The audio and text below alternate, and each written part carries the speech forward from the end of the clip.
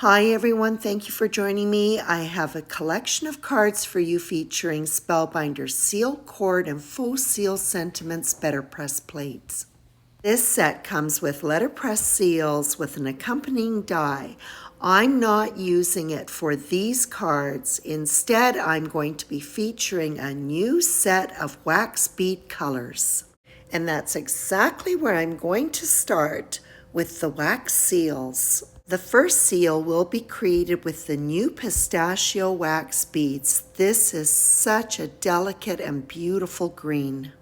I'm using Spellbinder's Wax Seal Starter Kit, which comes with everything that you need to get going with wax seal stamping. I'll be using a 3-pack of stamps from the Sealed for Summer collection.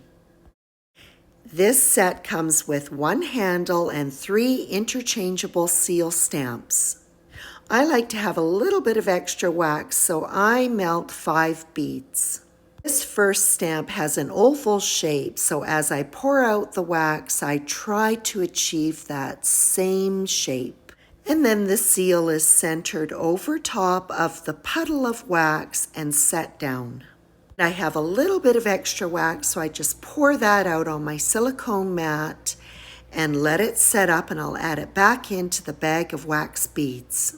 The warming spoon was given a quick wipe with some paper towel, and now I'll move on to my next color of beads. This beautiful green is called Spruce, and like before, I've added in 5 beads of wax to the spoon. And that was the perfect amount of time for my first seal to set up, and I'll first pop my extra wax back into the bag and then remove the seal stamp.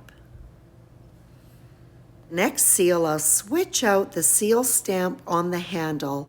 I'll be using a round seal stamp that says "For You." To make sure that the wax beads melt evenly, I've cut up some wooden skewers and I use them just to give it a quick mix. What I don't want is my wax to overheat because it can bubble, and that will show on the seal. The seal is kept right on my mat so that I can use it as a reference to guide how much wax to pour. The seal is centered over the puddle of wax and set down. And while this seal is setting up, I have some beautiful wax beads called Fern melting in the warming spoon. This time I'm going to use the square seal that is found in that 3-pack collection. Of course, I can't mimic that square shape, but I have to make sure that my circle's a little bit larger to fit in those 4 corners. And for the last seal, I'll be using the must-have wax bead mix coral. Working with mixed beads, I like to maintain some distinction between the colors. So I first melted 3 light coral beads, and now I've added in a bronze-colored one and a darker coral. And I'm using my wooden skewer just to carefully move those beads around. I don't want to mix the colors, but I do want to make sure that the wax does not overheat. The wax is poured in a circle onto the silicone mat. This time I'll be stamping with a seal that came with the starter kit. That completes the seals for the cards featuring the new wax seal colors Pistachio, Fern, Spruce, and a beautiful mix called Coral. For the card fronts, I'll be working with 4 different shades of cardstock in blues and teals. The seal cord press plate has been positioned on the magnetic chase so that it sits in the lower half of an A2 size card. An A2 size panel has been lined up with the registration marks on the clear plate. The cords on all 4 panels are going to be embossed, so I ink up the plate with Versamark ink.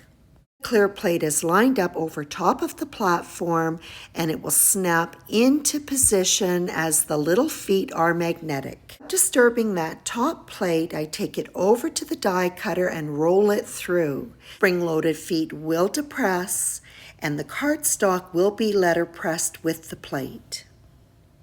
Mark ink is slow drying, so there's no hurry to coat the image with white embossing powder, and then it is melted.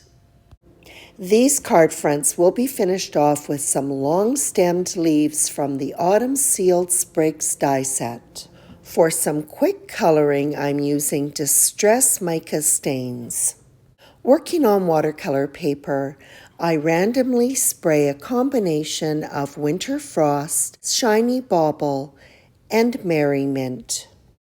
A light spray of water will help blend the colors together.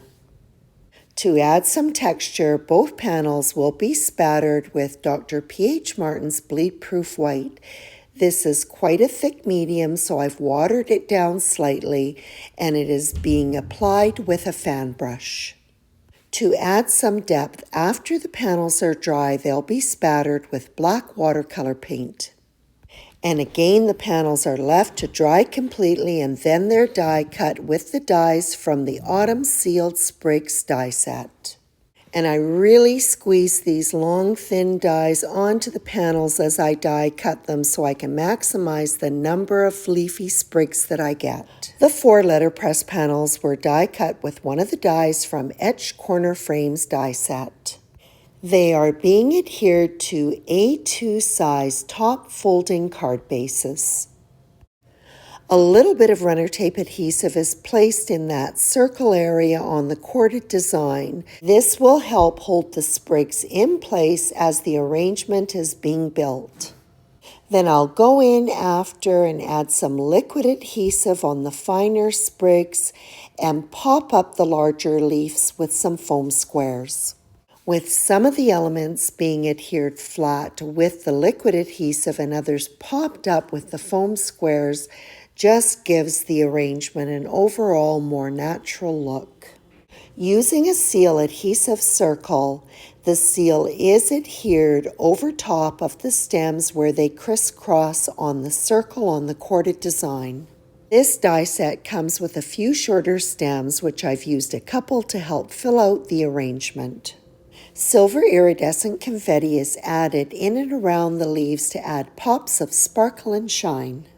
To really make them stand out and give them a jewel-like appearance, they're finished off with Nuvo Crystal Drops Morning Dew. These cards were wrapped up with some white Nuvo drops.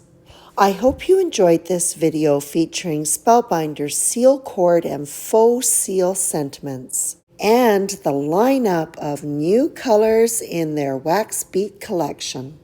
And of course, there's a lot more than 4, so be sure to check out the rest on Spellbinder's website. Thank you for stopping by, and as always, I appreciate your visit.